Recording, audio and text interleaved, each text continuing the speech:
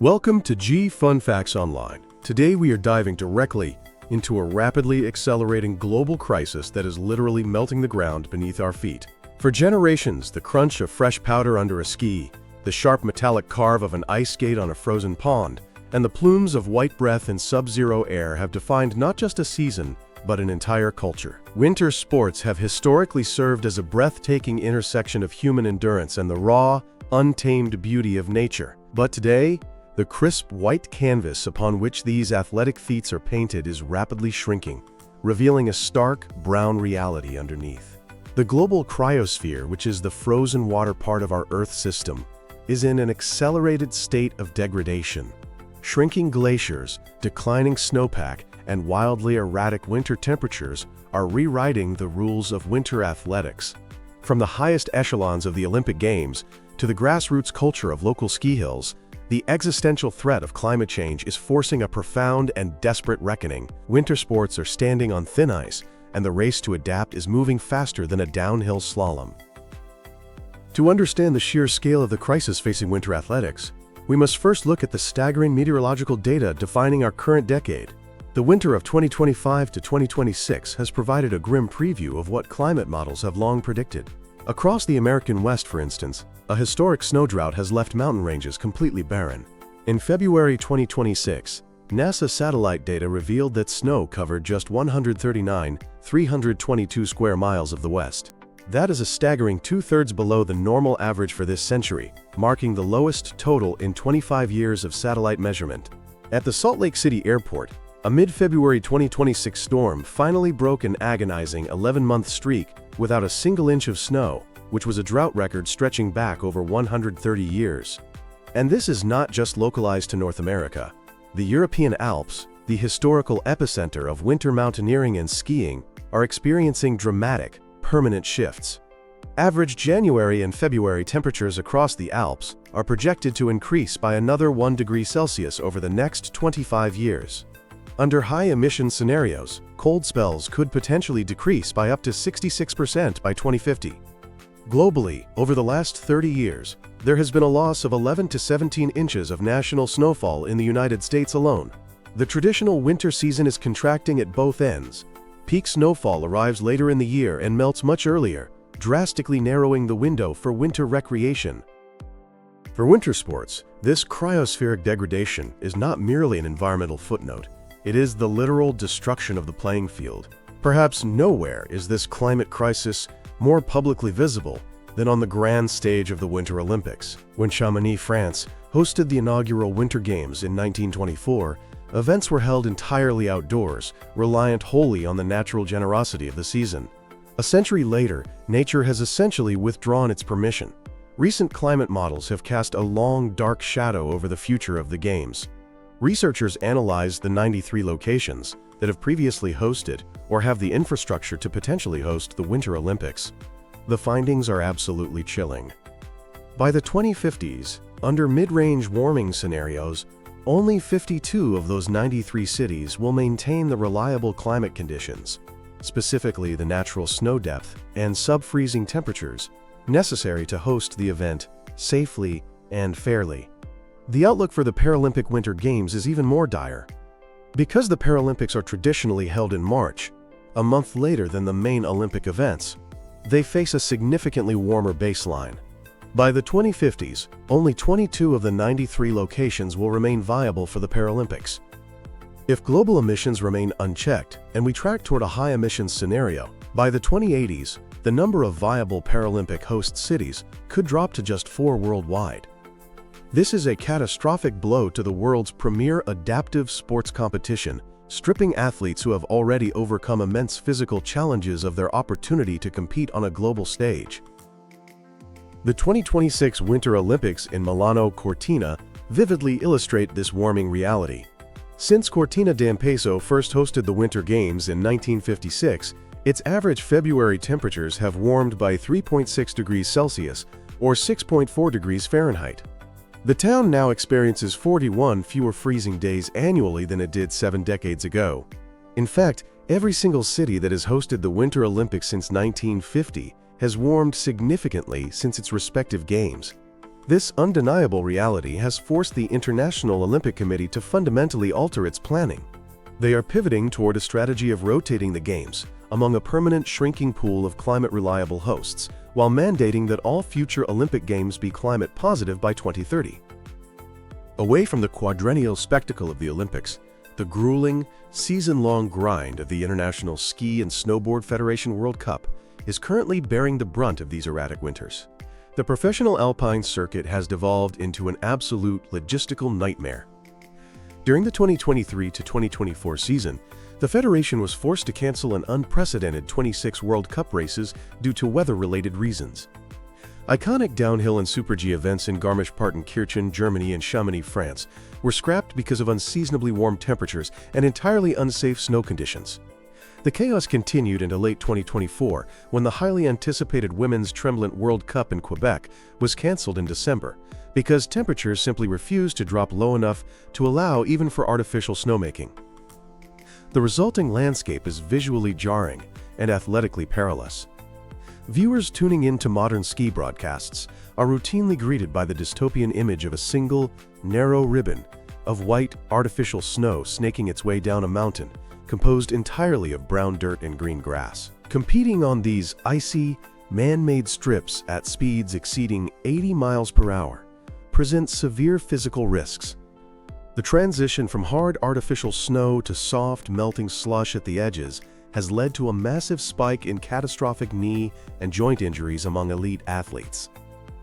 Recognizing that business as usual is no longer tenable, the Norwegian Ski Federation took the unprecedented step of formally demanding that the International Ski and Snowboard Federation implement a climate-friendly World Cup calendar. Their landmark report, titled Change the Course, argued that the traditional late October start to the ski season is no longer scientifically or morally justifiable.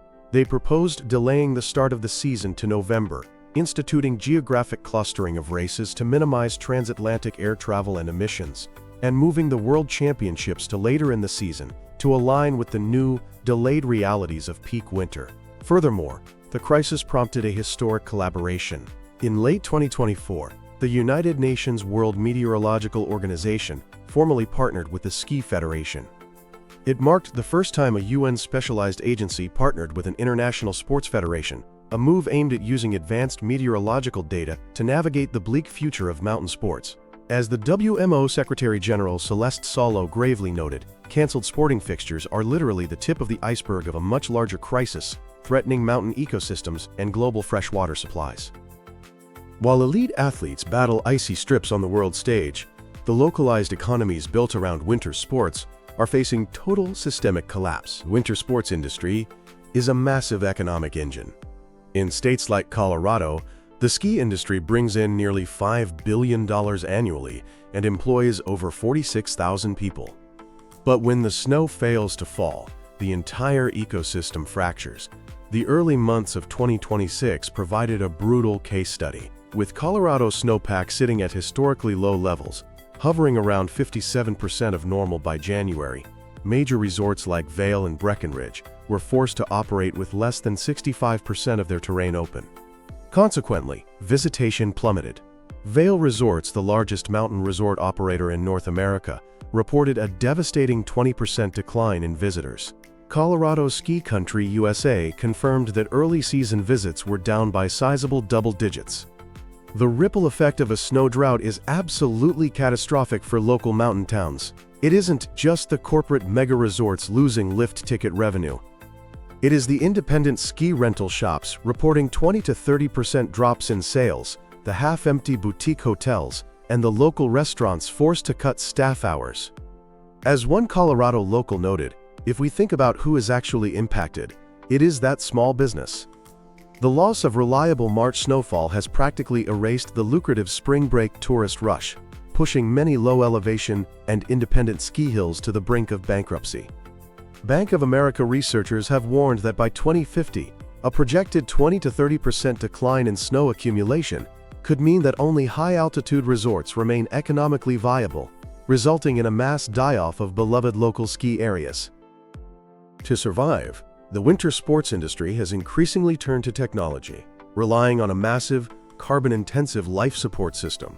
which is artificial snowmaking. At the 2022 Beijing Olympics, organizers generated virtually 100% of the snow used for competition. This trend is continuing heavily into the 2026 Milano Cortina Games, which rely on massive reserves of manufactured snow. However, we are rapidly discovering the absolute limits of this technological band-aid. Artificial snowmaking is not magic. It requires a specific meteorological threshold known as the wet bulb temperature, which is a combined metric of air temperature and humidity, to be below 28 degrees Fahrenheit. If the humidity is too high, even if the temperature is below freezing, the water droplets shot from snow cannons will not crystallize into snow. Instead, they just fall as freezing rain or slush, completely ruining the slope.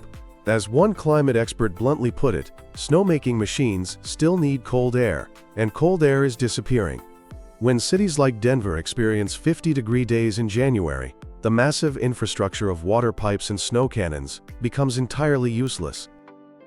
Furthermore, artificial snow presents a deeply troubling environmental paradox. Snowmaking is incredibly energy and water-intensive. Future Olympic Games may require upward of 2.4 million cubic meters of manufactured snow, which is the equivalent of 380 Olympic-sized swimming pools of water. While resorts argue that snowmaking is merely borrowing water that eventually melts back into the watershed, environmental hydrologists point out that machine-made snow does not replicate the natural, slow-release storage function of a deep mountain snowpack. In arid regions already battling megadroughts, the optics and ethics of blasting millions of gallons of water onto a ski slope are becoming highly contentious. In states like Arizona, resorts have resorted to making snow out of treated municipal wastewater. This is a practice that has sparked over a decade of protests from indigenous groups, such as the 13 Native American tribes, who consider the San Francisco peaks sacred. Resort operators are stuck in an impossible situation. Without artificial snow, their businesses die, but generating artificial snow further strains the very water and energy grids driving the climate crisis in the first place. Some resorts are even pivoting to a practice called snow farming. This involves stockpiling massive mounds of snow at the end of the winter, covering them with insulated tarps, and preserving them through the blistering heat of summer to guarantee a base layer for the following autumn. Imagine the monumental effort of moving thousands of tons of snow with diesel-powered machinery, covering it in acres of synthetic fabric, just to save a fraction of it from the summer sun. It is an ingenious adaptation, but also a deeply dystopian indicator of how far the industry has to go to manufacture a season that no longer occurs naturally. While the cancellation of World Cup races grabs the global headlines, the quietest and perhaps most tragic casualty of cryospheric degradation is grassroots winter culture. Winter sports were born on frozen community ponds, backyard sledding hills, and local rope-tow ski areas. As winters shrink and natural freezes become a rarity, outdoor pond hockey, which is the absolute soul of the sport in North America and Europe, is vanishing. Urban rail yards and local terrain parks are delaying their openings by months, if they manage to open at all.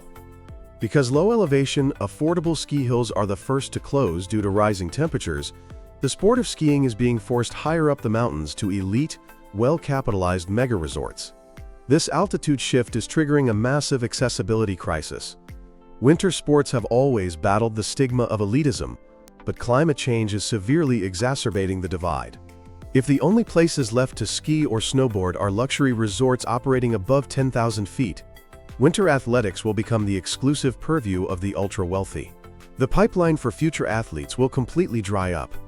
Kids who grow up in cities that no longer see snow will never ask for a snowboard for their birthday, nor will they learn the quiet resilience that comes from enduring a bitter winter day. But the athletes themselves are refusing to let their sports melt away in silence.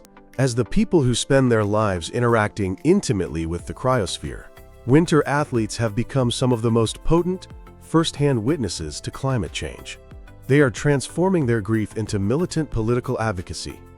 Leading this charge is an organization called Protect Our Winters, or POW.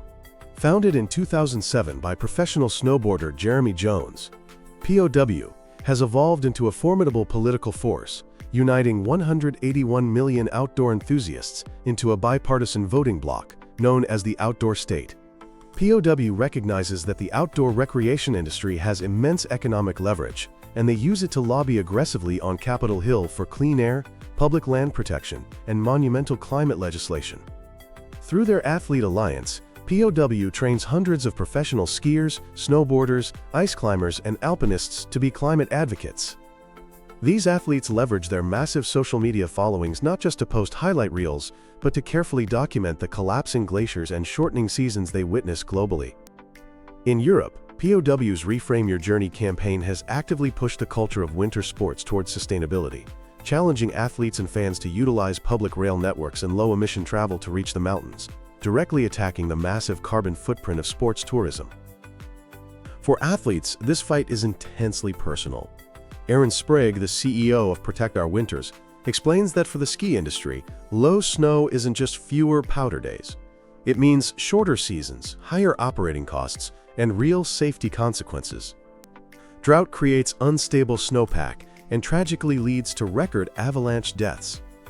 The psychological toll, which is often referred to as ecological grief, is profound among athletes who are watching the landscapes that define their lives literally dissolve beneath their boots. Ultimately, the future of winter athletics is a reflection of the future of the planet itself. We are currently manufacturing a season that the Earth is increasingly unwilling to provide. If current high emissions trajectories continue, the image of an athlete carving through deep, natural powder will soon transition from a live, real-time broadcast to a nostalgic historical archive. However, the descent into a snowless future is not yet an inevitability. Climate models make it abundantly clear that if the global community can meet the Paris Agreement goals and limit warming to 2 degrees Celsius above pre-industrial levels, the worst impacts can still be mitigated. Under those conditions, the vast majority of Olympic host cities would remain viable through the end of the century, and the economic backbone of mountain towns could be preserved. Winter sports have always been about overcoming the elements, about finding balance, speed, and grace in the face of harsh, unforgiving gravity and biting cold. Now the entire culture must apply that exact same resilience to saving the elements themselves. The fading white canvas of winter can still be saved, but the window to act is melting incredibly fast. The sport is no longer just about who can reach the bottom of the mountain the fastest. It is entirely about ensuring there is still a mountain covered in snow for the generations waiting at the top. Thank you for listening to G Fun Facts Online. Keep learning and stay curious.